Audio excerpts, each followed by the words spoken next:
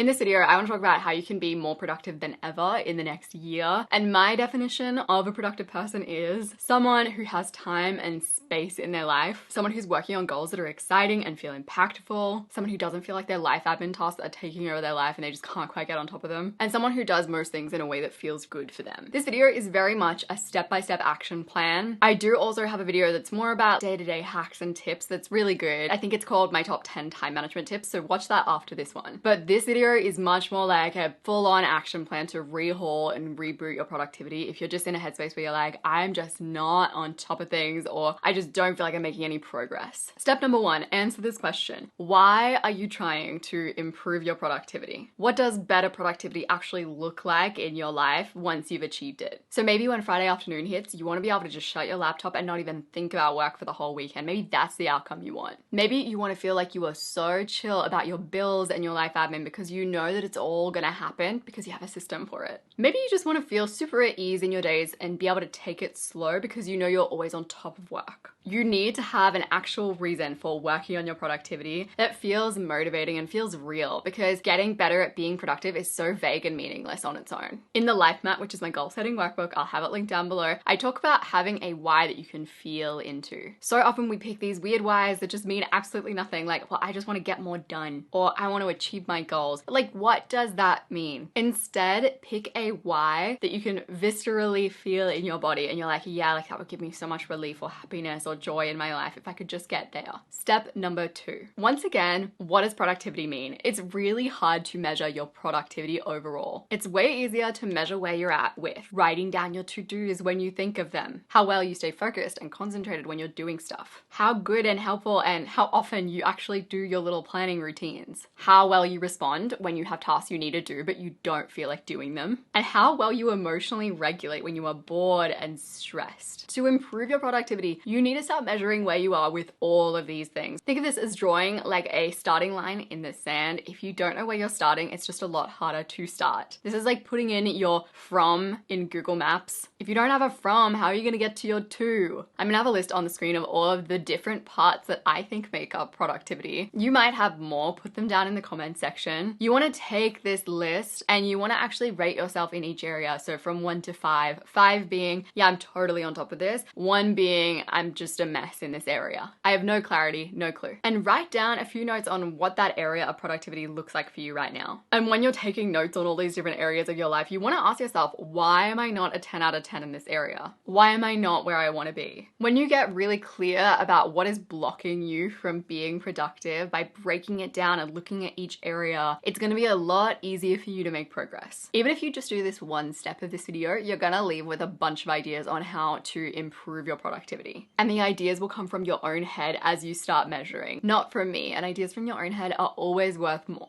You'll write down a few notes on where you are in each of these areas, you'll rate them, and immediately you will find yourself thinking of ideas of how to improve. Because once you can identify the blocks, it's a lot easier to make progress. Step number 3. So maybe you feel like you have no free time, but the reality is that you do have free time. You just spend it all feeling guilty about all the stuff that you should be doing. Maybe you feel like answering emails takes hours, but actually it takes like an hour a week. Maybe you feel like the problem is that you have too much to do, but actually you're just too low energy to get through it. To figure out what the actual problem is with how you are managing your time, it helps to know where your time is going. And you can create an accurate picture of where your time is going by tracking your time for just like a few days, or if you can swing it, a week. I have used the app A Tracker before. I'll have it linked down below. I think there is a free version, but you can also just have a blank sheet of paper that is just always there, and at random times a day you write down the time, what you've just done, and how long it took. Step number 4. After you've time tracked for at least a few days, start looking at all of the tasks that fill your day and start really identifying the tasks that suck your energy the most. The things that feel like shoulds instead of wants. Then you want to audit these tasks using these questions. Number 1, why do I dislike this task so much? Like, what is it about it that really gets me? Sometimes just uncovering why something feels like it sucks is all you need to do to move past it sucking. So for example, when it comes to going on walks, I kept on thinking to myself, like, why is it I avoid going on walks? And I realized it's because it's boring. It's because you think walking on your own without company is boring. So I started bringing little fun topics for me to think think about. That way I would have my mind a little more entertained. And that's all I needed. The next question is, what would it look like if this were easy? What is a bare minimum, imperfect version of getting this task done? What does that look like? Could I get help with any parts of this task at all? And that could be paying someone on Airtasker, or it could be asking friends or family for help. It might even be just asking someone to come over and body double while you get something done. How can I make this task more fun and more enjoyable? So for this might be combining the task with something else that's enjoyable, like you could pop on a podcast while you do the task. It could be gamifying the task. It could be creating a challenge out of it with someone else. Are there any tools that would make this easier? There are so many automation and AI tools that could potentially help with so many tasks. And what are 5 experiments that I could try that would make doing this task easier for me in the future? The thing about questions is that once you ask your mind a question, it tends to just go haywire trying to find an answer, especially if you really sit with the question and you really try to think of answers. Mull over the questions, puzzle over them. You can even take them on walks. The more that you let the question sink in, the more that your subconscious will just start doing work for you in the background. And randomly, you'll be having a shower in 5 days' time. You'll be like, oh my God, I know exactly how I can make that thing easier and more enjoyable and more doable for me. If you're in this point in the video, you're probably taking your progress next year really seriously. And you will love the Life Map, which is my goal setting workbook designed to help you to create goals that pull you towards them. The premium version also comes alongside a 40-minute video of me talking through the concepts, perfect for this time of the year. You can buy it now from my website that is linked down below. Step number 5. If you are constantly pushing yourself to do things that you don't like doing all day, you'll naturally hit a point where you will rebel and you'll just want to like